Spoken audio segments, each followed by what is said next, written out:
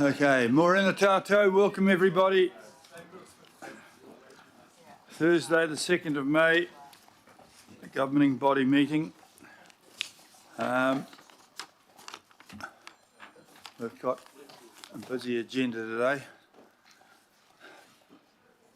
We've got a reasonable attendance of physical human beings here and councillors. Baker, Dalton, Furley, Derby, Henderson, Hills, Williamson, Stewart, Ferry and the Deputy Mayor. I think the others are online. Yes, we have Councillor Newman, Watson, Leone, Lee and Walker online. Thank you. Okay, I have no apologies. I think Ken Turner's just lurking in the corner, he's nearly here.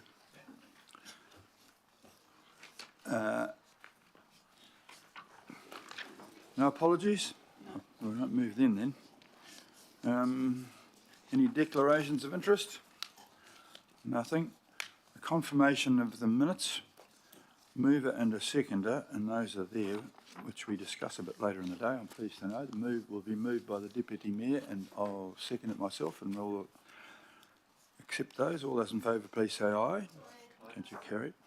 Right, we have, under public input, we have received two requests. One from Marlon Drake of Te Auhu, Whakawhanonga Tamaki Makaurau, which we have referred to the Planning, Environment and Parks Committee, which hold the delegation for community well-being. So that's going to appear before you, Richard Hills, if that's okay. And we have accepted one from the Mission Bay Kohimarama Residents Association, Wanda Mountford, which refers to item 10. So we'll ask her to come forward just preceding item 10, if that's okay. And that will, the local board input, Aoraki Local Board, will actually present item 10, which is a request from the local board, Community Service Provision Assessment in Mission Bay. These are regarding the Tagalad Reserve South. Extraordinary items of none known. So item 7, item 7, which is basically matters arising, which is what's a list of reports back on decisions from the last governing body and the actions that have arisen from those decisions. And it was good to get the museum onto a 3-year funding agreement. Thank you, Deputy Mayor. So we don't need to do a dance each time. And we've got the Arafa levy reduced, which is also good. This is an information report only, so I'll remove this. And do I have a seconder for that? Myself and the Deputy Mayor, please. In favour, please say aye. Contrary, carried. If there's anyone to discuss anything there, but I don't know if there's a discussion required on that. Okay, on that basis, I'll move on to welcome Phil and Nicola. Is Nicola here? Yep. Somewhere. Oh, here she is. The Chief Executive and Group Financial Officer update. I hope they're going to share some good news, and then we'll hear from bleak news from Gary about the economy. So we're on item 8 for those who've just wandered in. I'll welcome Councillor Fletcher. Kia ora koutou and morning, councillors. Thank you, Your Worship. A few things from me. I'll start off by, and Nicola will cover this in more depth, but just to note, things are favourable in terms of operating expenditure, revenue, savings and the CapEx program. Not so favourable in relation to CapEx that you should be concerned about important projects not being progressed, but in financial terms in a good space. So always good to start with that reassurance that things are on track in the financial domain, and Nicola will talk to that in more detail. Other highlights in the last month. Our team supported 87 Anzac Day services, supporting the RSA and other players with a large number of them, planning and delivering 26 of those through the events team. So thanks to that team. I've tried to keep you informed about a particular priority of mine, which is around the graduate program in council. Bit of a passion project for me. We've doubled that. We've now got 30 graduates in there, and we're set to increase to 50 in the next tranche. Interestingly, for your information, we had 800 graduates register an interest in that program. So there's good demand, and I'm confident it reflects the fact that we do important and interesting work, and it's a marketable proposition to people in terms of starting out their job experience. So that's really positive. We graduated 15 folk through our Kia Puawai program. Some of you will be familiar with that, some of you not. This is a key tool for bringing people into areas like the call centre. It's a project run in conjunction with the Ministry of Social Development and the Solomon Group, and it specifically targets people who need a fresh start in terms of work. So a really positive story there. We, of course, concluded the consultation around the long-term plan. You've been briefed on that, but it's worth acknowledging 28,000 submissions through that process. That's the first point in terms of quantum. The second point is that actually the breadth, the diversity that's reflected within those submissions is really pleasing, in that it reflects well on the broad church that is Tamaki Makaurau communities. You have an item later in the agenda, and Matt, Mace and others will reflect on this, but it is pleasing to note that we've now completed 1,300 categorisations of homes, so that what you will see in this area is quite a bit of acceleration, and it's boding well in terms of cracking through the vast majority in the time frame that we set for mid-year. So that's now ticking along at between 300 and 500 per month. So a lot of work sits in behind that I acknowledge. Our regional parks had over 2.5 million visits in the quarter from January to March, and that is a record in terms of numbers through those important assets. I can see Councillor Fletcher smiling, isn't that good? I'm smiling for Scott De Silva too. Yeah.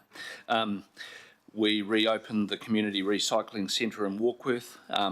That's of note. I think there's a broader picture there in terms of these community-based recycling efforts around the region ramping up significantly, and that's a nice little case study that illustrates that point.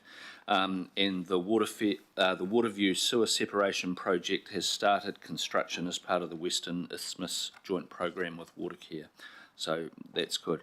A few other updates. I mentioned this at a session yesterday for elected members, but I just point out that today is the day for me to announce the final decisions around changes to the organisational structure, and that's going to proceed.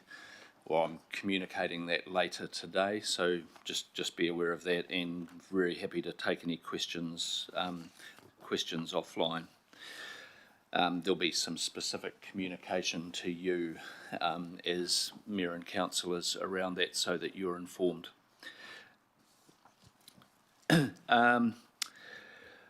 On the theme of working with government in the policy space, there continues to be a huge amount of work. I'm not going to go into detail. Suffice to say that there are active discussions and good collaboration with the Mayor and the Mayor's office, I might add, around Transport, Resource Management Act changes, building reforms, the fast-track consenting process, and of course the water reform realm, which is on your agenda, and it's not appropriate to say too much about it until we get to that item in the confidential part. But while we're in public, I do just want to acknowledge and thank a number of people who have, I should say, worked really diligently, really hard over recent times to try and bring that to a conclusion and put you in the position today of making a decision about the way forward. So thank you for that.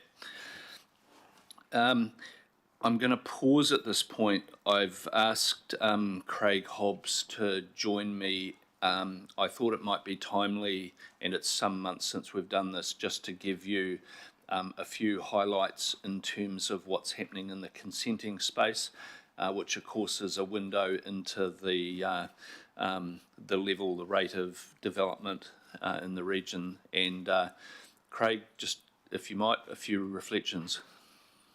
Yeah, kia ora koutou. Thank you, Phil, and nice to be with you. Hopefully you can hear me okay. I just wanted to touch on the consenting volumes currently, and I guess the genesis of this. So I'm just going to turn down my speaker because I'm getting feedback. That's better. Just wanted to touch on, I guess the genesis of this presentation to you, or the conversation with you, is around my conversation with Phil recently, where we talked about the escalation in complaints over recent months from members of the public through elected members or to us directly.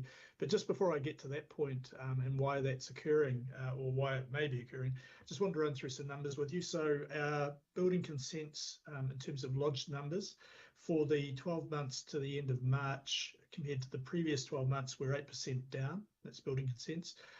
We are 25% down on where we were at 2 years ago when we had the boom through COVID. So significant step back. The positive is, though, for the 3 months, the last 3 months, so this calendar year versus the previous, or the 3 months of the previous calendar year, first 3 months, we're 1% up in terms of lodgement. So things are starting to pick up slightly. For resource consents, so that was resource consents. For building consents, we're 8% down on the 12 months to the end of March, and compared to the previous 12 months, we're 26% down on where we were pre-COVID, but we're 3% up on the 3 months of this calendar year versus the first 3 months of last calendar year. So again, just showing some improvement. In terms of CCCs issued, we are 7% up on the 12-month figure, and 5% up on the last 3 months. So again, some improvement there. Customer satisfaction in resource consents for March was sitting at 84%. We've seen some really good gains in that space in the last short while. Some of that reflected of a new GM in that space and doing some great work. For building consents, we actually dropped from 73% in February to 68% in March. We're looking into why that drop's occurred. Not exactly sure why at the moment, but they traditionally sit around the mid-70s. In terms of our statutory performance last week, this is looking really good. So our building consent performance against statutory performance last week was 90%. For resource consents, it was 82%. For CCCs, Code of Compliance Certificates, we were 91%. So we're getting them out the door and pretty pleased with that. I am going to touch on some of the issues that we are facing currently, but I just wanted to, I know that for elected members, quite often you feel the brunt of customers complaining to you. And I know that is an awkward position. We try and respond as quickly as we can, but I just want to give you some perspective on the number of complaints we get as a percentage of our applications. So this is over the last month, for the month of March. Building consents, we received 2,763 applications. We had 15 complaints, so 0.5% of the of our total consents managed, we get complaints about. For resource consents, 1,149 applications, we had 9 complaints, which is a 0.8% complaint rate. Rig engineering is where we are struggling a bit. We're at 1.75% in terms of complaints to applications. A lot of that down to the number of, or the struggle to employ engineers at the moment. I'll again come back to that. That is proving challenging. But I just wanted to put the complaints in perspective. And I know you may be sitting there thinking, well, there's a lot we don't hear about. There are certainly a number of calls that come into the call centre where we resolve issues before they become a complaint, which is great work on behalf of the call centre. But in the scheme of things, based on the volumes we put through, I'm actually reasonably comfortable with those that complaint ratio. Now, obviously, we'd like to be at 0, and I'm also acknowledging that we do get things wrong at times, and part of our work program is to address those issues and improve our processes and systems where we can. But I just wanted to touch on the situation. We run a stakeholder reference group, which is made up of representatives of the Property Council, Master Builders, the Institute of Architects, New Zealand Planning Institute, basically all the major players in the construction and development industry. They have identified to us in recent times, and again, I'm not abdicating responsibility here where we do get things wrong occasionally, but there is unfortunately a real potential, or the issue out there in the sector at the moment where consultants, project managers and so on are putting in consents that they know are deficient. We do have issues around the quality of consents coming in, and part of that is due to the fact that once it's in our hands, we become the excuse for things being slow. It gives them the opportunity to work on other projects. It also gives them the opportunity quite often to bid low for work and then charge an hourly rate after the fact as things drag on. So that is something that we're working with the stakeholder reference group to address. How do we actually get quality applications in with all the information that we need to work on, so we can go straight away on those consents. But the other thing that's come out of the work we've done with the stakeholder reference group is the fact that a lot of developments in Auckland nowadays are on land that is suboptimal. We know that we've used all the best space, the best land, both brownfields, even greenfield sites. And I'll use an example of quite a major subdivision that's going on at the moment. I won't share where that is because it is a live application, but for this particular consent, there are 48 different formal documents and plans required to be submitted for that. 55 different resource consent, engineering or building consents requirements under this, and it hasn't got to a building consent stage yet. This is purely for a subdivision.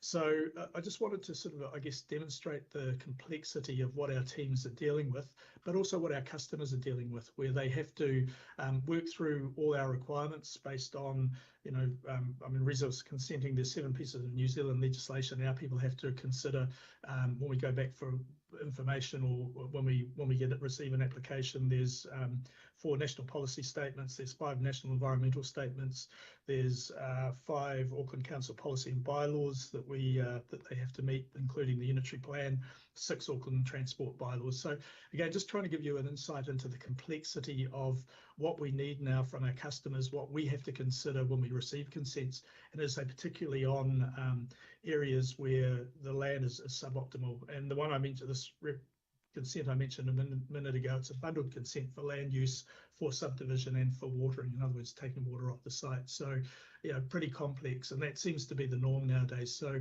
we do get into situations where we're going back looking for more information that we haven't received. Our customers are getting frustrated because we're asking for that information. They're trying to navigate the complexities of the policies and bylaws and national policy statements and the likes that they have to work through. Really, really interesting times. So my colleague Megan Tyler would tell you that we've probably been in this situation for about 5 years, but it's really coming back to bite on our teams now. I just wanted to touch on engineering as a particular situation where we do have some challenges at the moment, structural engineering particularly. And I quote from an Engineering New Zealand report in October 23, quality issues in the building system, overcoming inadequate structural engineering design. Now, the Building Act is quite specific around meeting certain standards. We are seeing more and more engineering designs coming into us that have alternative solutions, and trying to quantify whether they meet the building code and actually demonstrate compliance has been challenging, both for us and for a lot of those design companies, engineering design companies. We are risk averse based on the fact that joint and several liability, we tend to be the last man standing and have to put a hand in our pocket when, or the ratepayer's pocket when we have issues. But it is creating a real challenge for us. I have got a meeting coming up with MB Engineering New Zealand, the Association of Consulting Engineers, and the Structural Engineering overarching group coming up shortly to address these issues, because what we're finding is that we will try and assess a design. We don't have engineers ourselves that have the qualifications to do that. We'll use a third party. There's fewer design companies out there that want to give us advice because of the liability issues. And we end up in a situation where there is quite a bit of challenge around what is acceptable or not. So that's an issue for us. The other thing I mentioned before is the lack of engineers out there in the sector, and Engineering New Zealand again tell us that we need at least 2,300 new engineers every year to sustain economic development. Currently, there's only about 2,000 graduating annually, and that number's decreasing. So it is a challenge for us. So I'll pause there. Hopefully that gives you a bit of an insight into our performance currently, where we're sitting in terms of consent volumes, but also some of the challenges that we're faced with. And I'm more than happy to take questions. I don't know whether you want to do that now, Your Worship, or later on. Councillor Turner and Councillor Fletcher want to do it now, so you can have them, and Councillor Ferry and the Deputy Mayor. So you've obviously proved yourself a lot more interesting than the library development last week. Thank you, Mr. Mayor. Thank you, Mr. Hobbs. Well, it felt like you were responding directly to my 13,000-word email that I've sent to I don't know how many senior people and not yet had one reply. You say we only had 15 complaints or something like that, but you spent a long time justifying the problems we have dealing with our applications. Of those 15 complaints, could I see a breakdown at some stage of between the key stakeholders and Mr. Joe Bloggs? So what I'm asking there is, are the complaints coming from those big builder entities which you have a first-hand relationship with, or are they coming from Mr. Joe Bloggs, who has no relationship with us? Yeah, thank you, Councillor. Look, I can give you that breakdown. I don't have it with me at the moment.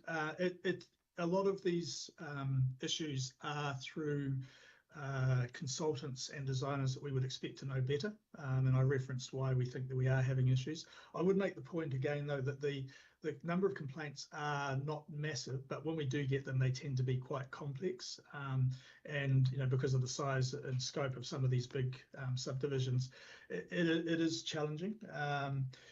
There is no doubt that a lot of the issues we have is around the quality of the applications and whether all the information is there and what we require. Part of our challenge is that when we receive a consent, we tend to it takes us 2 or 3 days to actually start processing it. At that point, we're really obligated to continue rather than sending it back. We only have, I think, something like 0.8% of consents get rejected at application. That should be a lot greater, I personally believe, and it's something we are looking at. But again, it's an education process with the sector. We're all in this together. We need to make sure that we have applications that we can work on immediately, that are of a standard that we can accept, and also our applicants know what we require of them. Thank you. I'll go offline. Your Worship, my question is to Phil Wilson.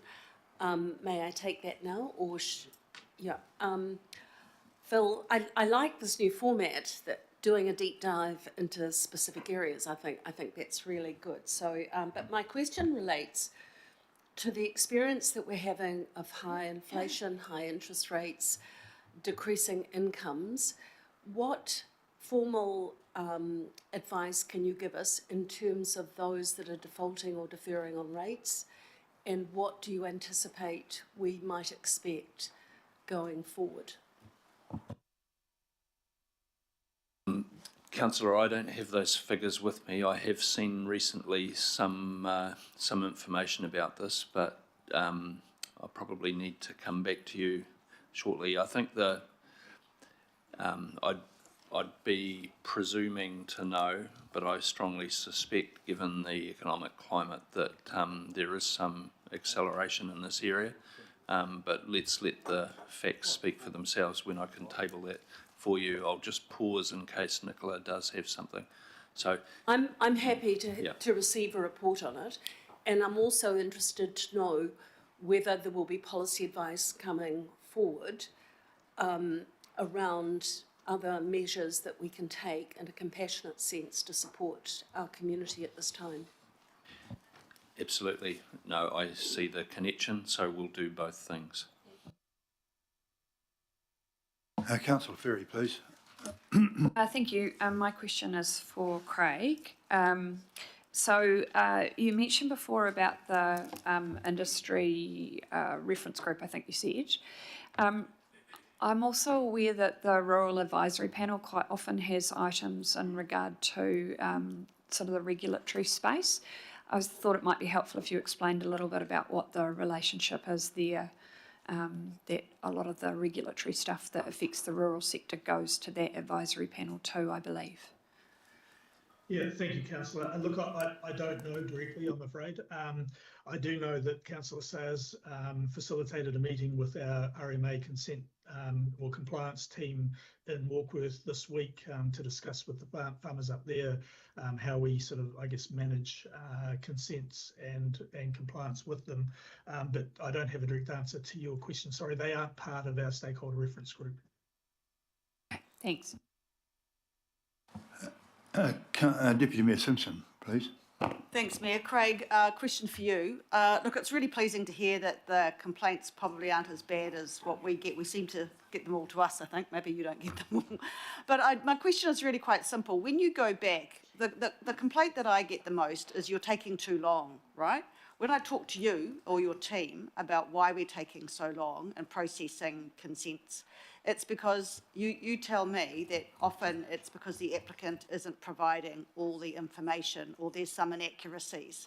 So my question is really simple. Do you go back to the person when they don't supply and say the reason that we cannot promptly deliver on your consent is that you haven't supplied, or we are still waiting to hear, or as yet you haven't given us whatever, and it's in bold? Because I know it sounds really simple, but there is a real disconnect with people's frustration at you not delivering the result that they want. But actually, if they haven't provided the work, that's why you can't do it. So I'm really keen to make sure I'm really sure in my own head that you're clearly going back to these people and telling them why you are not able to progress their whatever it is as soon as you can. Yeah, thank you, Councillor. Look, I think the best way to answer that is that it's a variety, and I know that's not what you want to hear. I mean, we do have a lot of young staff who are navigating complex documents and maybe aren't being as clear as they could be in terms of the information they want. That is something we are addressing, but that's not a major number. The biggest, and to your question around do we go back and tell customers what we want, yes we do, in requests for information. We can do one of those for a resource consent, we can do any number for a building consent. So it is very clear what we do require, we believe, albeit as I stated before, we do sometimes perhaps confuse the issue because it's not clear or we ask for the same thing twice, areas that we need to address. Our new digital tool, which I have referenced in the past, actually has a customer engagement piece to it where customers can now see where their consent sits. Now, this is in building consents, not in resource consents yet, but every customer can log in, have a look at where their consent is sitting in terms of who has responsibility for it. And I referenced before that occasionally we become the fall guy because a consultant said, well, council's holding us up. Reality is we've asked a whole lot of questions, requests for information, and it's sitting with the consultant. That's now visible to the customer. It's also visible if we're sitting on it. It's also visible if a Auckland Transport or Watercare specialists are sitting on it. So, and there are there's contact numbers in there so people can go directly to them. A lot of our clients, though, actually don't get that visibility because there is that middleman in between the consultant or the project manager. So we want everyone to have access to that information if we can, anyone who's involved in a consent. Councillor Bartley, please. Oh, thank you, Your Worship. I used to get developers rip my ear off when they'd ring me and complain, but I'm noticing now a difference in that. And I have some developers tell me that they've gone on LinkedIn and positively commented about the experience they've had. So, Craig, I just wanted to know, aside from the digital tool, what else you think has been the reason for that change coming through regarding consenting? Thanks, Councillor. And that's nice to hear. I think look, we're trying to be more collaborative. We want to engage with the industry as a whole. You know, I think the issues that we face around construction and development, there's a systemic issue across the whole sector. A lot of it driven by lack of experience, by the economic imperatives that we're facing, by the level of red tape. I mean, we can't hide behind the fact that there is a lot of requirements around ensuring you know, the quality of building and so on. But we are working now with, as the stakeholder reference group's a great reference group for us. They sense check everything we're doing, give us feedback as to what we can do better. The first thing we asked them was, what are all the done things we do? And we've worked through that list and addressed them. We are working with the Auckland University as well in our building consents area to try and get a standard template which would go to all potential applicants, all the professional bodies, that says this is how we need an application provided, here's the information we need, and so on. So it's a work in progress, but there's a lot going on to try and, I guess, improve our standing and our responsiveness to the sector. Oh, thank you. And while I got the microphone, I'd like to acknowledge the Building Inspectorate team, Ian McCormack, Jeff Farrenson, and yourself for the proactive leadership you guys took regarding the evacuation notice given to the high-rise building in Auckland City, because so often we read in the media about lodges and other cities that are catching fire and people dying. So for you guys to take that kind of action is really appreciated by us, because we would never want to see such tragedy happen in our city. So just want to acknowledge the work of the building inspectors and Jeff and Ian. Thank you. You're a councillor, thank you. Yeah, that was a fair assessment of things. Good on you. Angela Dalton, please. Councillor Dalton. Thank you very much. I've got a question for Craig and a question for Phil. Craig, mine is not very strategic in the context of what you've presented this morning, but it does have public interest, so I'd like to ask it. In brownfields areas, in suburbs like mine, it's really important that developers are a good neighbour. So when we've got the one-off building development that's taking place, they're not mowing their berms. We are getting rubbish dumped in the berms. They're leaving rubbish around. We've got some really good developers around, but not all the time. It's very difficult. I've worked on this with a number of residents. It's not always easy to get somebody out to speak to that developer. I'm wondering, is there anything in the compliance space around this, because it is important that they are a good neighbour to existing residents who do care for their properties. Yeah, kia ora, councillor. Look, we will respond to complaints as best we can. Can we get to things as quickly as we'd like? Quite often not, and to be honest, we have to see it as well, which is part of our challenge. You know, we have to be able to identify that there is is some compliance breach going on. But yeah, we will work to educate those developers who or builders who are perhaps not meeting the standards required as much as we can. There are certain things, and I don't want to sound like I'm passing the buck here. Some things are Auckland Transport related. If they're footpath and roadway related, we do engage with them and hope to get them involved where we can. There are also, we get dragged into a lot of what I would call civil issues as well, boundary issues, retaining walls, things that don't need a consent, but where one neighbour isn't happy with another neighbour, and that can be challenging. And again, we'll try and mediate where we can, but we don't actually have any powers in those spaces. So, Councillor Dalton, I hope that answers your question. But yeah, I know it is a frustration. We try and get to as many as we can. Do we get to all of them? Probably not, but we do what we can. Yeah, thanks, Craig. I guess just to clarify, is it a compliance issue or not, the whole not taking care of that berm area and leaving rubbish in the footpath area? Yeah, certainly rubbish and the likes is an issue. I mean, we do tend to come down quite hard on sediment. I mean, that tends to be our major focus on building sites. You know, how do we contain sediment? But yeah, if builders are leaving rubbish on the roadway or on neighbouring properties and so on, I mean, neighbouring properties is a civil issue. But if it's on the roadways and so on and council property, then we obviously have a right to go in and manage that. Thank you, Craig, and I appreciate it. it needs a lot of staffing to be able to do that and do that really efficiently. So I get that, but thank you for that. Yeah, thank you. Look, I do acknowledge that council did give us some added resource about 12 months ago, and that has helped. Hopefully you're seeing the benefit of that, so thank you. Thank you. And Phil, just to follow up on Councillor Fletcher's question about rates, I think it's really important that we do a comms plan or program on what we offer in terms of assistance to ratepayers. So rates postponement, talking about making it easier to pay your rates either weekly, fortnightly. We had the opportunity during COVID to not put penalties on arrears. Is that something we should look at as we go through the current cost of living crisis? What does that cost? So I'm really looking for a plan of how we can communicate out to ratepayers that this is what we can offer. That's still not going to ease the burden of the rates, but it might make it a little bit more achievable to not get into penalties. And can we remove the penalties? Thank you. Yeah, look, so the short answer is yes, we can do that. We'll point some communications folk to that challenge. I'd also note that, you know, Watercare is also in that frame in terms of costs of water for households, and they have some mechanisms as well, so that's useful. Thank you for that. Councillor Newman, please. Good morning, Craig. I assume Craig's still there. Yeah, Craig, can you take a question regarding animal management?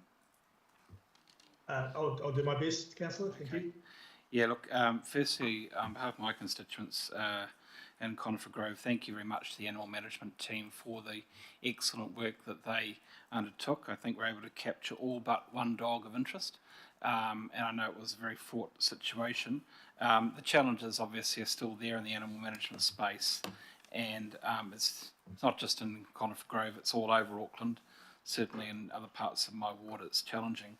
Craig, what I wanted to know is, I mean, look, depending on how the budget discussions go, how quickly would you anticipate being able to increase the capacity of the McLaughlin Road shelter? So thank you, Councillor. So we are working on increasing the capacity. You gave us approval to put a submission into the LTP and then to bring that CapEx forward. So we're currently working on Manukau, or we're about to start work, I should say. Architects are in play, designing what we need to do for Manukau and Henderson, and then followed by Silverdale and the Pukekohe Animal Shelter, which was leased to Waikato District Council. We're bringing that back as of the 1st of July, and we're already starting to upgrade that, Councillor Newman. So things are afoot, but you know, like everything, it takes time to get these things built. Yeah, I asked the question because there have been several instances recently where the shelter was absolutely full. It was over full, and obviously we're now starting to move dogs from McLaughlin Road to other parts of the region, which is, you know, we can do that, but obviously other parts of the region need that capacity as well. So is this something that you can alleviate before the end of calendar year, depending on the budget outcomes? Yes, anticipate we will be, and we'll have those extra kennels. And I can't give you the numbers, I'm sorry, off the top of my head, but they're significant in terms of additional kennels. They pretty much should all be in play by the end of the calendar year. Okay, thank you, Chair. Thank you for that. Councillor Stewart, please. Thank you, Craig. I have one thing that I'll be able to thank you for, but there's one thing that it's an issue that I know that you probably know that I'm going to probably bring up, and that's the famous catchment. I won't mention the actual street, but I just wonder, how is it that we can actually allow to sign off for a development to go ahead in an area that we know is prone to flood? Now, the particular property that I'm talking about that's going to have 6 developments on it, the last time it flooded was the 30th of December 2023, and I'd actually been sending a lot of emails to a number of your staff and some of the consenting staff and different things, just making sure that they were aware what was still happening. And then I see on the, I think it was the 18th of June, I think it was the 18th of June, under delegation, one of the staff out at Manukau had actually signed off for the development to go ahead. And I'm just really, really concerned because this sort of thing's happening time and time again, and it's going to come home to bite us. This particular street or this particular catchment actually had a moratorium on it back in 2002, 2004. Montgomery, Watson and Audit New Zealand did a report with Manukau, and a lot of these areas were known that they should not be built on, and yet this is one that I don't know how many times I've mentioned it around this council table since 2010, but, you know, is there anything we can do to make sure that when things are red flagged and we have got developments that we know that are going to go ahead, and no matter what they're saying is going to they can do is probably not going to happen because it's on a stream, it's on a catchment that it's just I can't see it working. Can we do something, and can we make sure that in the future, and it's for right around the region, Auckland region, can we just make sure that when we know there's an area that is flood prone and it's going to take a hell of a lot to fix it, we shouldn't be allowing any developments to go in unless Healthy Waters have actually done the job and they've been, because we're creating a problem for Healthy Waters, and it's going to come home to bite, and eventually we'll probably end up having to buy the land. Craig, just before you get into that, I might just intervene if I can. This is a real issue, as you and I have discussed, Councillor, offline. I can tell, for other councillors' benefit, in relation to this particular catchment that Councillor Stewart's concerned with, and a few other examples around the region, we are having a good look at that. It's fair to say it's difficult because we've got the right mix of consideration from a Healthy Waters point of view, a planning and a plan change point of view, and the building regulation end of things here. So, with your indulgence, I suggest we probably have a wider discussion to have around this, and it would be wise to take it offline. Not to minimise the point that's been made, it's very real and we're working on it. In fact, I've got a number of people working on it right now. Thank you for that, Councillor Stewart. Thank you for that presentation there, Craig. As a person who does apply for things, I know that the RFIs, or requests for information, can be fairly annoying, and sometimes just simply ringing the person up rather than sending them something solves a lot of questions, you know, because quite a lot of RFIs, in fact, in my experience, are in their documents somewhere or other, but there's so many bloody documents these days, it's just easy to miss things. And I also understand that you are working in a field where there are confusing regulations. Central government and local government pass regulations which are often at cross purposes, and then we have national policy statements which are at cross purposes to reality. And so it's not, it is fraught with difficulty. But pick up the phone is a really good, sensible thing. But thank you for that presentation. And this stage here, I think we'll refer to Nicola, who's just waiting to sort out our financial difficulties and report on us shortly. Thank you very much, Craig, for that input. And you Your Worship, thank you. A whole lot better than the libraries.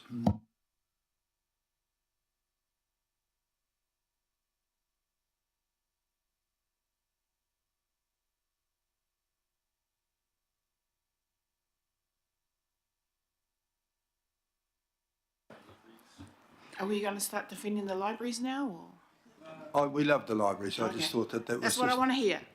Yeah, it was just the presentation was it was a long book. Thank you.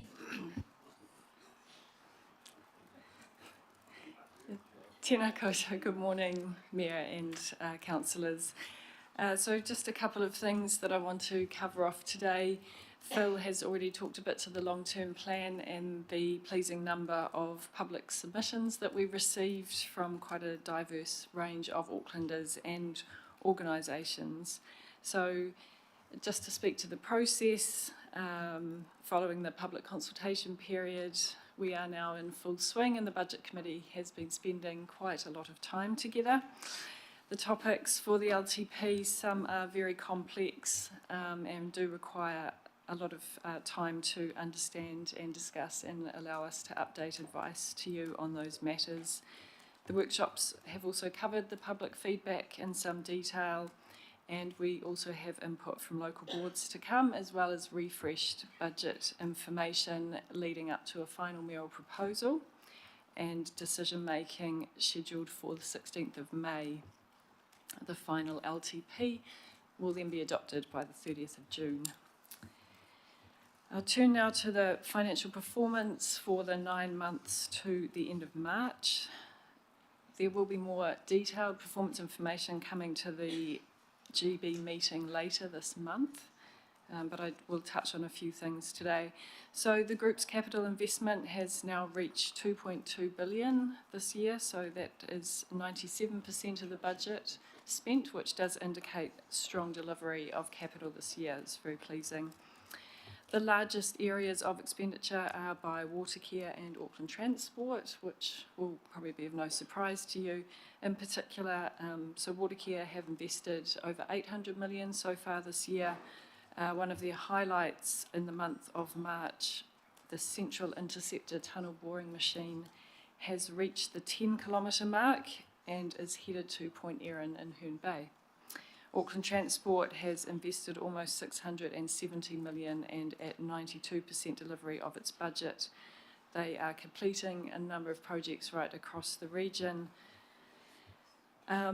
There have been some delays across capital projects that relate to storm recovery, and I have asked that we do a deeper dive on this issue during the quarterly performance report later this month, just to see whether there are any particular implications arising from those delays.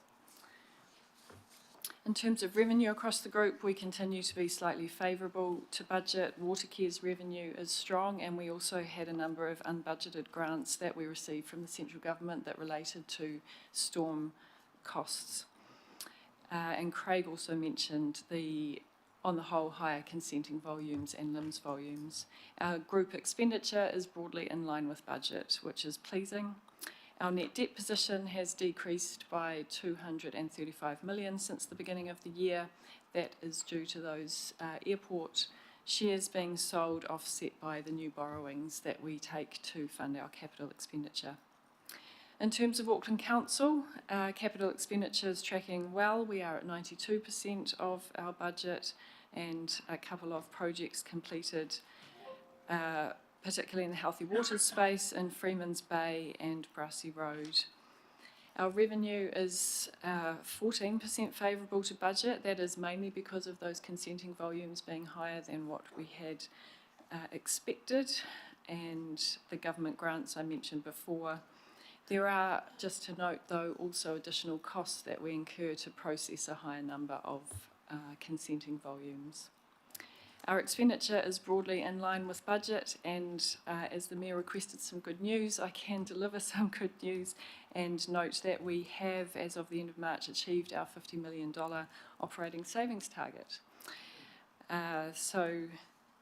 Very pleased to end on that positive note. We have made significant progress in terms of implementing those initiatives that you signed off on as part of last year's annual plan. We do also have a large number of one-off savings, though, included in how we have achieved that target for this current year. Some of them, for example, come from underspending in staff costs, mainly because we are quite cautious around recruitment, and partly that is due to the change process that Phil mentioned as well. So anyway, good news that we have achieved that for the year. That does not mean we rest on our laurels. We are still working hard to continue to implement ongoing savings and get a head start on what we still have to achieve for FY25 and future years. we'll have a more fulsome report on those savings coming to you also in the quarterly performance report at the end of this month. I will now pass to Gary. Thank you, Nicola. Morena tatou. Happy birthday, Gary. Thank you, councillor. How did that get out? Well, unfortunately, I'll bring Apple you for the teacher. bring you the gift of some perhaps sober news about the economic context today. Economic activity continues to slow through this contractionary phase of the cycle, as I've mentioned over the past few months, as higher interest rates underpinned by the higher official cash rate are driving a pullback in consumption and investment. And of course, the aim of the Reserve Bank there is to dampen high inflationary pressures, which are of course very damaging to decision-making and financial planning themselves. There's a number of data releases out in the past 2 or 3 weeks that I'd just like to draw to your attention, and of course we can provide this information in written form as well, if that's of interest to you. Annual CPI inflation was out 2 weeks ago. For the March quarter, it's at 4%, and that's down from the prior quarter at 4.7%. So while that looks like some good progress as a headline figure, most of those gains came through the tradable or international channel, and actually domestically, on the non-tradable components, as we refer to them, still quite persistent pressures at 5.8%, only down from 5.9% in the prior quarter, which shows that domestically we've still got those pressures. The Reserve Bank held the official cash rate at 5.5% on the 10th of April, and on the back of that persistence that I mentioned domestically, I think it's unlikely that we'll see a reduction in the official cash rate before the latter part of this year, and possibly not until the early part of next year. Some households are coming under pressure as mortgages are repriced onto higher interest rates, and then more of their income has to go into financing those higher interest costs. As fixed mortgages roll over, we've seen that the majority of them are now on 6% or higher in terms of fixed mortgage rates. And data out this week shows that year on year to the March quarter, interest payments faced by households are up 28%, which shows that additional pressure coming through that interest rate channel. And then mortgage arrears are beginning to climb. As at March, 1.7% of mortgages in Auckland were in arrears. That is failed to make payment within 30 days. And of course, that equates to about 8,300 mortgages. Of those, about 2,000 were non-performing or past 90 days.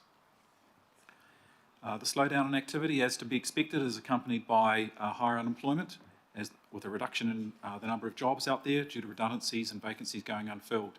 Data out yesterday shows that nationally, the unemployment rate rose to 4.3% for the first quarter of 2024. That's up from 4% in the prior quarter, and that's in line with the Reserve Bank's forecast of 4.2%. But for Auckland, the unemployment rate's a little higher at 4.8%, up from 4.2%. That's in part explained by our recent high migration gains, which have increased the size of the labour force. To put those numbers in context, the number of jobs in the March quarter in Auckland declined by 12,000 or 1.2%.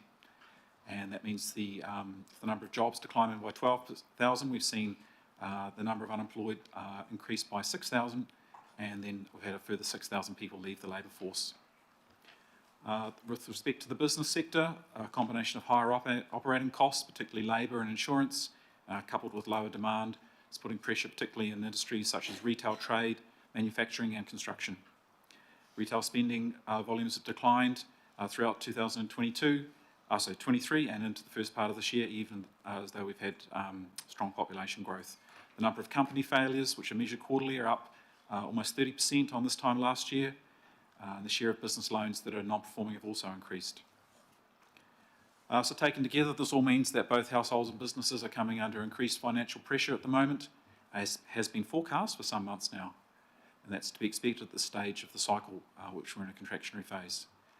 But while I've mentioned some that are in non-performing loan situations, and those that have got unemployment are facing difficulties, those proportions remain small. For households, I think we have to put it in context. Strong wage growth over our recent months and years means that in general, if a mortgage holder still has a job, they can generally find ways to manage their payments. However, the outlook is for unemployment to increase a little more over the next year, and so we can expect that to lead to a bit of an increase in arrears too, I think. I'd just close by saying that, as I've indicated, the rest of the year would be a tough one for households and businesses, including for Auckland. I think we might see 2025 a bit of that pressure easing as mortgage rates adjust if we can see some OCR cuts. but the timing of that remains uncertain. So I'll just leave it there and open to questions. Thank you. Right, on that particularly bleak note, I will move that we receive the monthly update from the Chief Executive and the Chief Financial Officer, and will be seconded by the Deputy. All those in favour, please say aye. We Oh, well, got hang more on. questions? Comments. There was none on my wall, but suddenly people have come alive. So, councillor Alf. Councillor Filipaina. Thank you, Chair. And yeah, I indicated 20 to 11 that I wanted to speak. So, Phil, just congratulations to you and your team in regards to this. There is, however, one thing I just wanted to make a comment on, and that is in regards to the building consents that Craig spoke about. I personally, and before anybody sort of thinks that it's because I was a councillor that this has gone as smooth as I thought it was, I ended up getting an ex-inspector, council inspector, to do my application for a building consent, which was between 100,000 and just under 500,000. So, Craig, if you're still there, just want to acknowledge Ian, Jeff, Farronson, Daphne Hudson, Mandy Chen. Within a month and a half, I ended up getting that application done. And just the work that they've been through, I've heard some of the colleagues around the table and thoughts around the issues that the building consents team or consents team are having. I want to acknowledge them and say thank you so much for something. Obviously, I didn't get involved personally, but the work that they did, I just want to congratulate the team. So congratulations, Phil. And my last comment around the actual report that you've given is what Councillor Dalton had said, and that is the most important thing for us is to make sure that the information goes out to our community around the ability for homeowners to suspend the rates, and I think that's important around the comms. So well done. Kia ora. Kia ora, Alf. Councillor Ferry, please. Thank you. I was sort of waiting for an opportunity for questions that weren't to Craig, so that's what I've got, is a question that's not for Craig, because I thought that's what we were doing earlier.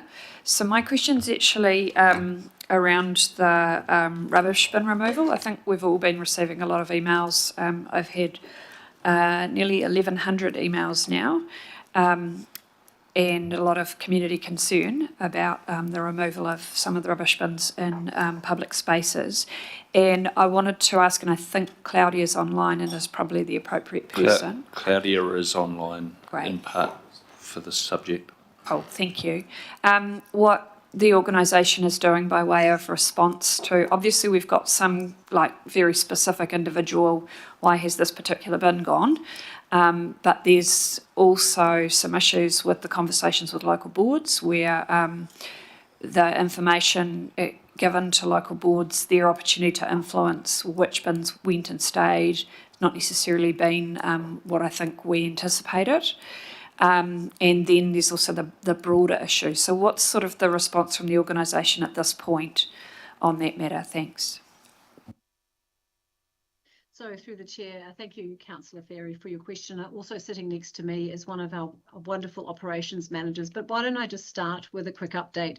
So overall, as you will all recall, the bin removal has been part of the annual budget decision that was made last year so that we could help contribute to rates cost savings. We have now progressed through the program and it's almost complete. So we're actually anticipating that the bin removal would be complete by early May. So we're in that phase now and we're just working through the last components of it. The local boards were informed as part of that process starting June last year, and each of the local boards received information of the proposed bins for removal and had the opportunity to provide feedback. What we're also doing is our operations managers connect with the local boards on a monthly basis to understand where particular hotspots might be, what we might need to do in response, and how we can address concerns. We understand that there has been a number of complaints that came quite recently through pro forma channels, and they were particularly driven by one community group or maybe a couple of community groups and advocacy groups. But before that occurred, we actually had a relatively low complaint rate. There have been instances where we received complaints.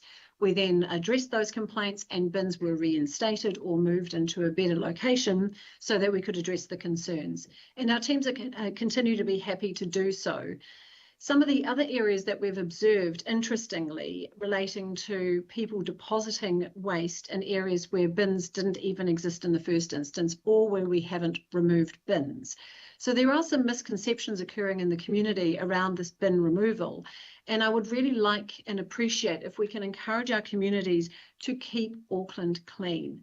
We live in a beautiful city. We all have a responsibility regarding climate change and minimising waste.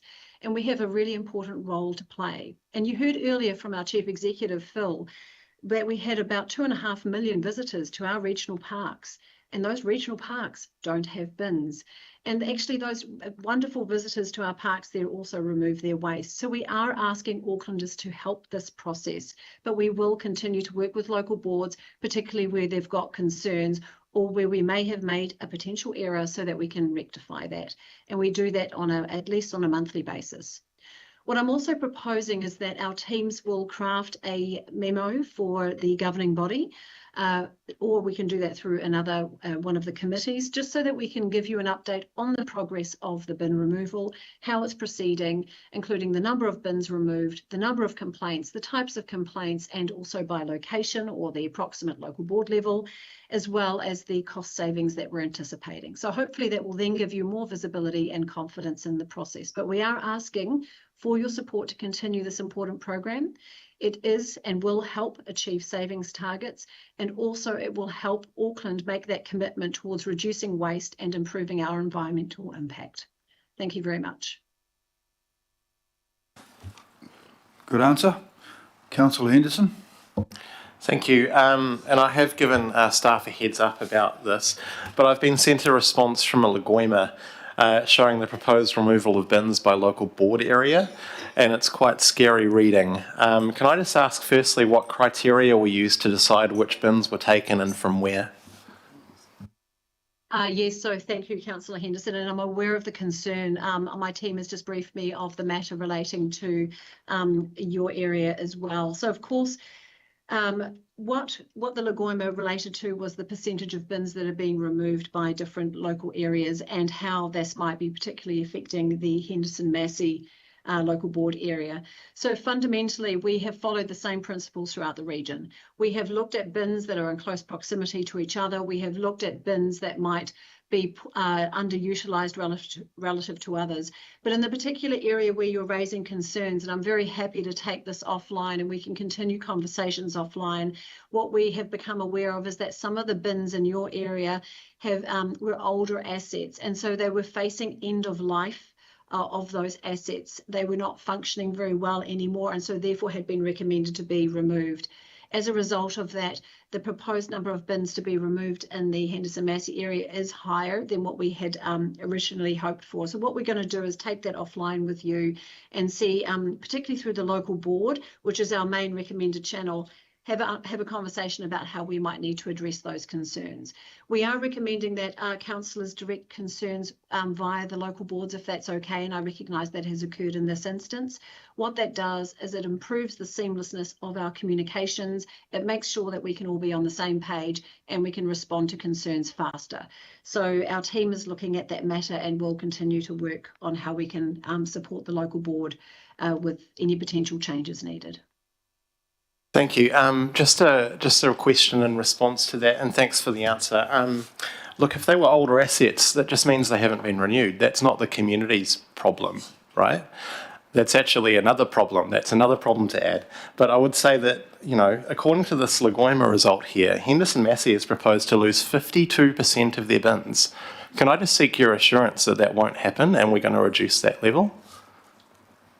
what we would recommend we do is actually work with the local board and of course invite you to be part of that process to look at the specific data so that we can come up with a solution that works.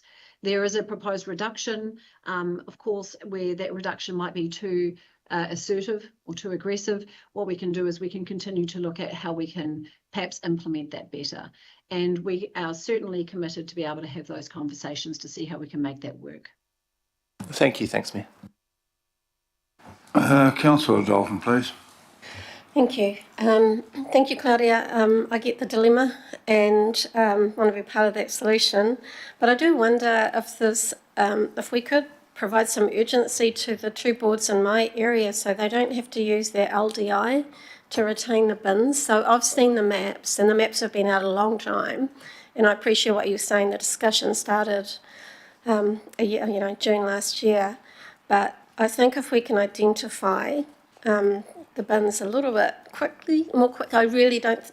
It's really unfortunate the boards have to use their LDI to retain their bins. I don't think that should be an LDI cost. So if something could happen there, please. They haven't asked me to advocate for them. I just want to know if there's a solution that we can provide. Thank you.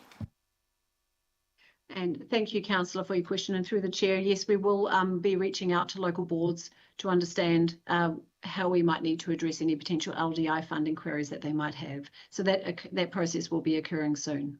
Thank you. Councillor Hills, please.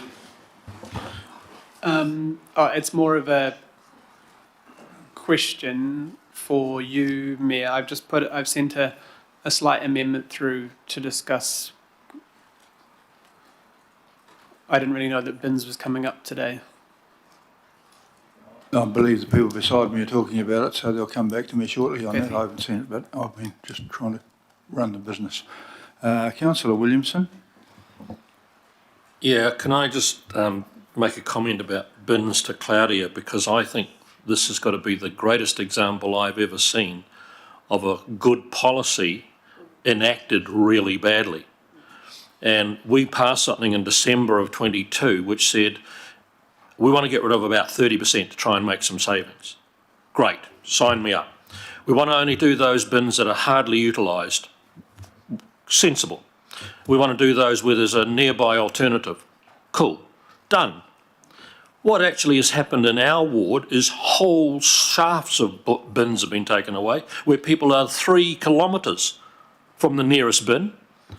Bins that were beside concrete tables that we as a council had put in for people to use to have picnics on, but the bins were taken.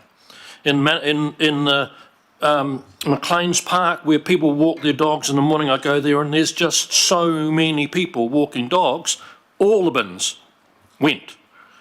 And the anger that created, I just literally don't even want to go out dog walking anymore because I cop it all the time. So then I took it up with Marcel Morgan, who's manager of area operations, and I said, how the hell did this happen? He said to me, and I've got a copy of the note, the local board were briefed on what bins and agreed.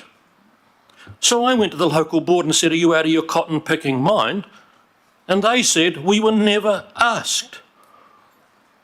Now, I don't know who's telling the truth, but we have had a tremendously good idea implemented probably to the anger and hatred of the two councillors. We're being blamed because the local board put out a note to people saying, well, it was the governing body and your two councillors that decided to do this. No, it wasn't. We decided to get rid of underutilised bins that had a reasonably good alternative. And I can show photos on the screen if you want to see them. I was walking around the Hamilton Lake the other morning. No rubbish bin was less than 50 metres from the next one. And it's the same as the walkway around our part of Howick when you go around the Rotary Walkway. Bins gone, gone, gone, gone. And to add insult to injury, one of the big bins that was taken away has been replaced right beside it by $90,000 from our arts people with an aluminium statue. Now, if you don't think that really pisses people off when the bin goes, but there's a piece of artwork made of aluminium that cost $90,000 from our arts people.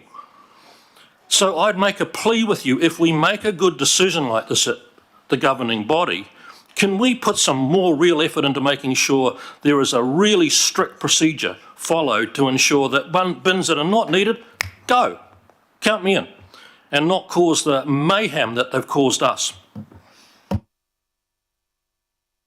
There's an impassioned speech. Councillor Sayers, are you up there somewhere? Yeah, I'm here. Yeah, thank you.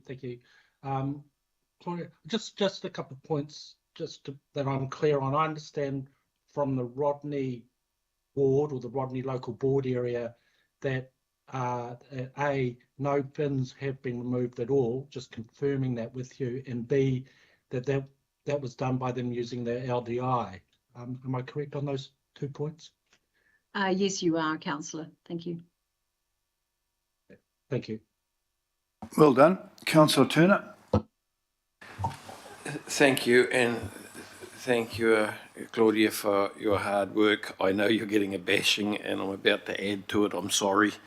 I just want to point out that in April 2019, when I was on the Waitariki Rangers local board, there were several deliveries, presentations made to us about the increase we were going to pay to our contractors and what they were going to supply us for that. And it was dividing our full facilities contracts into clean and green.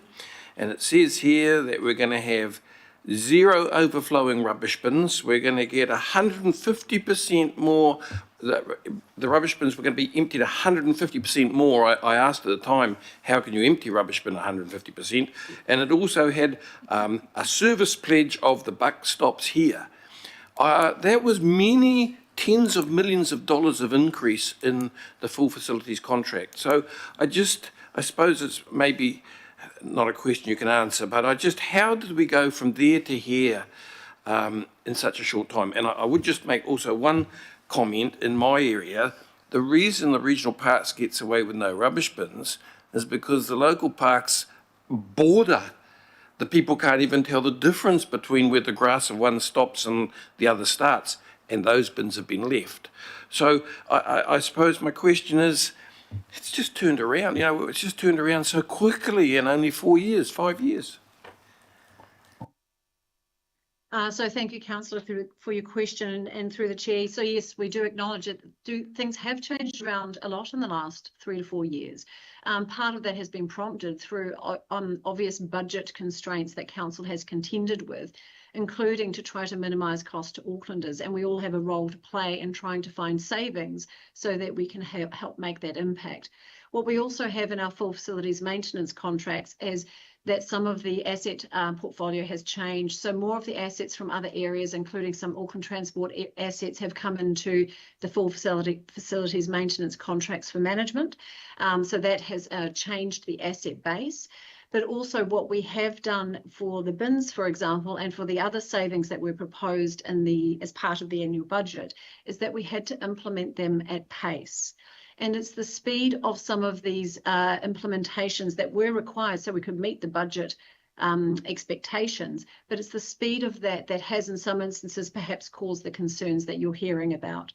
But that doesn't mean we can't try to rectify them, nor that we don't acknowledge when we have made mistakes. And just the comment before regarding the Howick area, some of those bins had been reinstated in March to try to address the concerns that we heard about.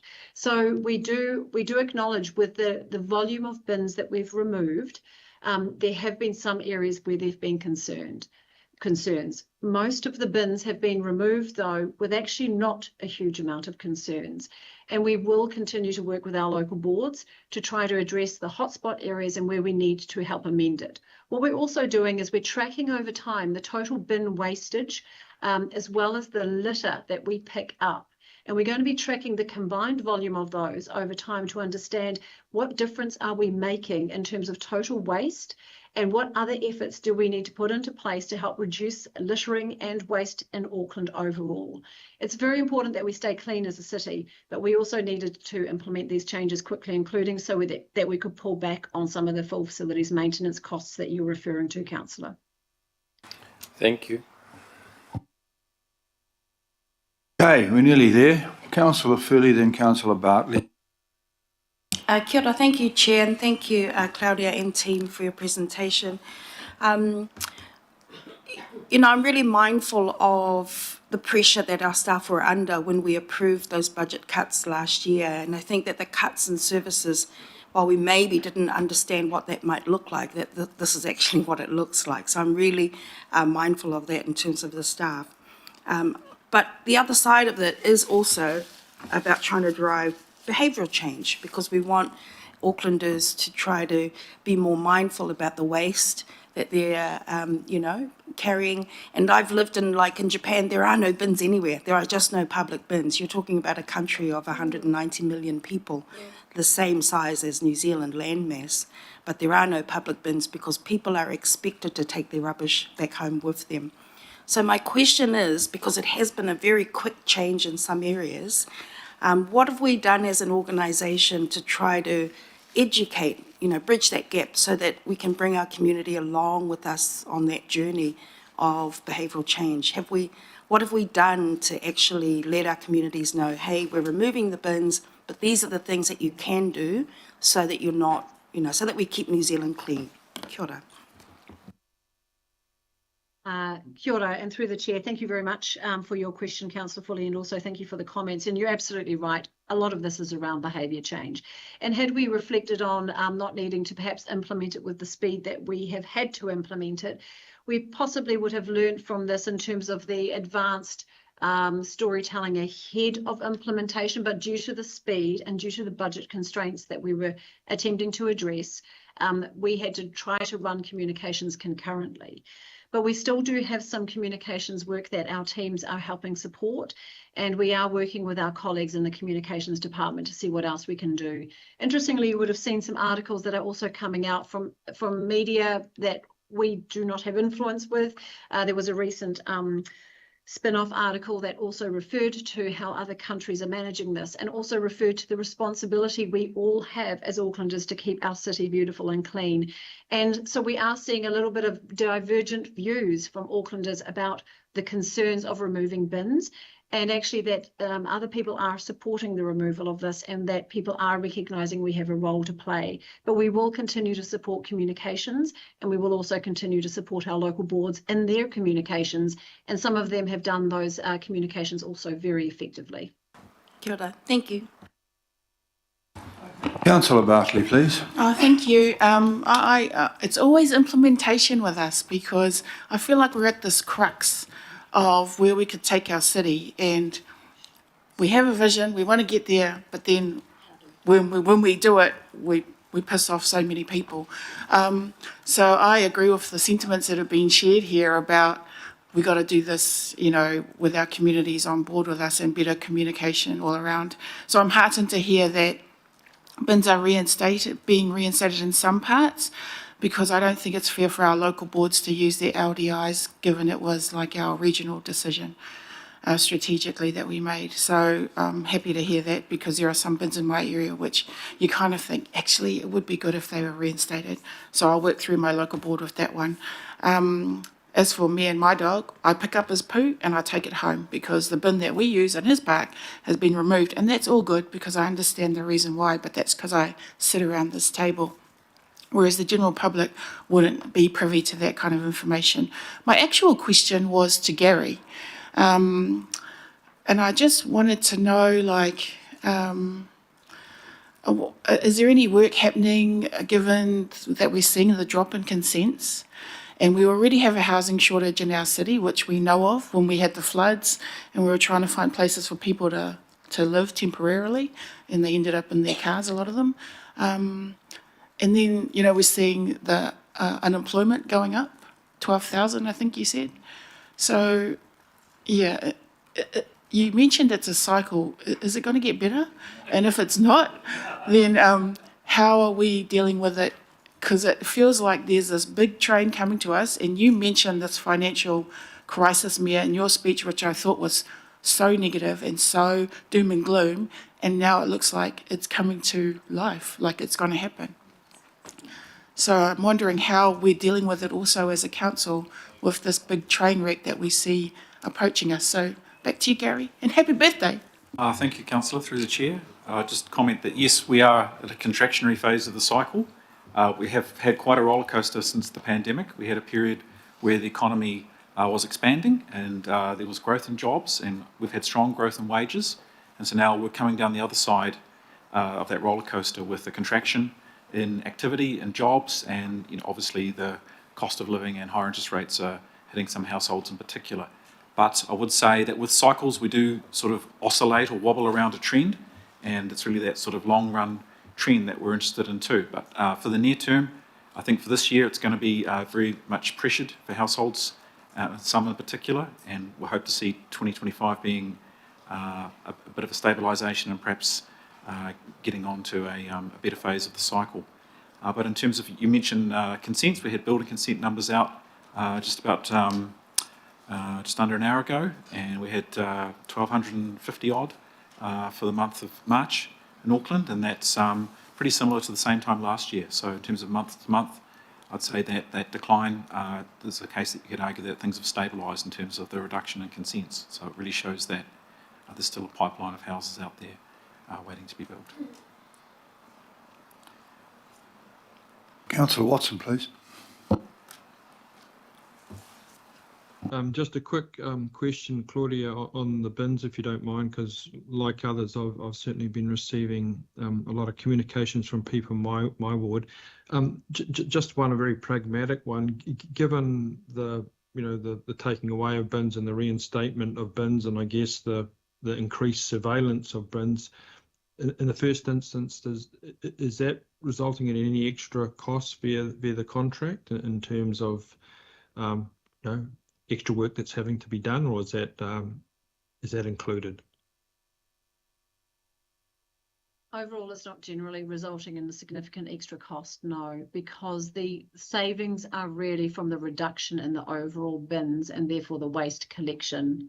The one-off reinstatements are not of such a significant scale to cause a material impact. But what we can do is we will be continuing to monitor and confirm that, so we hope to be able to continue to provide you updates, including via that memo. Okay, and I take your point, Claudia, which was a good one about the example of the regional parks, where initially there was a lot of resistance to that, and certainly that the parks I'm familiar with that then was overcome. I suspect with areas around town centres and where people congregate either locally or people coming into an area, it might be a different dynamic that's at work. So I'm just really seeking some reassurance as to the ability to monitor areas where there are issues and to respond quickly, because obviously not all councillors or local board people around looking around the bins. So I guess I'm just looking for a little bit more detail insofar as it relates to how problem spots can be quickly identified and dealt with without it necessarily having to come through exhaustive complaints or elected people. Thank you, Councillor. It's a very good question. So one of the most obvious ways we do that is through litter collections. So we continue to work with our contractors who, the full facilities maintenance contractors, to understand where litter hotspots are and to see whether or not that's one of the ways that we needed to change where the bins are. At the moment, because the project is rolling out, we are looking and responding to the complaints, and we are responding to local board and other elected member feedback. But as we progress this and as things change over time, we will also continue to look at other data, predominantly litter data. Okay, thank you. You'll be a litter day saint. Councillor Fletcher. I have a question to our CEO, Phil. My question to you is that you've heard today, and this is not a new theme, it comes to the whole governance structure that we have, where you carry the responsibility of the management of those policies that we make on considered advice. So often it is about implementation. It might be bus lanes, it might be rubbish bins, it might be rates remission, it might be... Have you ever given thought to creating a reference group amongst the elected members so that on those policies, and we know that there are going to be more as we move into the future, the public don't like change, so how do we manage change and how do we do it constructively? That we're not just pointing the finger at officers that we say, oh, well, they've done that badly, that we can carry some of the responsibility ourselves. So is there kind of, have you ever given consideration to a small reference group that can be a bit of a litmus test on looking at the implementation, or rather, if that's not to be something that you would support, making sure that on whatever policy we've got, we have a lens of implementation so that there are not the unintended consequences as this goes through. Because the bottom line is, this policy is not going to change, but we've lost a lot of reputation in the process and goodwill. So I just, again, don't need to answer me today, but I think that as we go through a lot more change, we need to really think deeply about how we manage that change. And I think elected members want to support you. So it's just how we can make our input into that. Look, it's worth considering. Fair to say we use reference groups, steering groups, if you like, on a case-by-case basis very frequently. I mean, obviously the governance arrangement that we have needs to respect the individual or the autonomy of 21 boards, and it needs to somehow work in terms of the space between your policy decisions as a governing body and the reality on the ground at a local level that the boards are concerned with. So quite a bit of complexity there, and that is at the heart actually of the difficulty of navigating some of these savings scenarios. So I'll take it offline and think about what might be useful there. I do think, though, that as we contemplate a program of savings and as we advise you as a governing body about this on a regional level, we probably need to have more robust conversations about consequences and implications and be clearer for your benefit and for ours what that could look like. Okay, I'm just about got to the end of that one. I think listening to that, we shouldn't be scared of making bold decisions. I think Councillor Williamson was right. It was a very good decision. We shouldn't be scared of attempting to save money. We've heard from Gary Blick it's a good idea to save money. We've heard also that putting the bin back doesn't cost any more. The saving is in the reduction of rubbish. We've also heard from Councillor Fully, who I agree with. She's lived in Japan and I've spent time in Korea. Those countries don't have rubbish bins and they're clean. And we collect from everybody's house every week and everybody's business every week. And we've allowed our people to become lazy and drop their rubbish everywhere. And it's embarrassing. And I can tell you as a member of the board of sea cleaners pick up more rubbish than you could believe, and it's disgraceful that we have to do that. And so I think education is very important. We need to remind all those people who want us to save money that they can take their rubbish home. We collect that every week from your house. And if you don't want to do that, we can have it all in the bin. And so I'm kind of, the education part of it is interesting.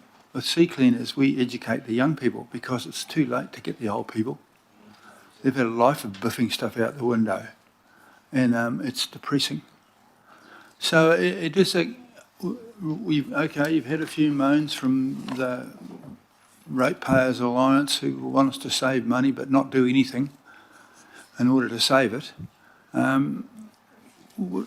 We should still have a crack at doing good things, and we should have a crack at doing them better. But real people who expect it when they go on a long walk. I expect it. There should be somewhere to put it. And it's not bloody lazy walking to a rubbish bin and putting your rubbish in. No, it's not. But then again, a lot of people have been just not walking to the rubbish bin and putting it somewhere. So it was a good idea. It didn't get put in place as well as we might, but we'll learn from it. But we shouldn't be scared to have another crack. Now, I'm going to adjourn for 5 minutes because there's a move afoot to slightly change what we were going to discuss. And then just while the scribes and the others are getting their act together here beside me.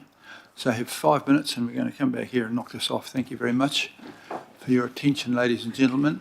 Make use of this.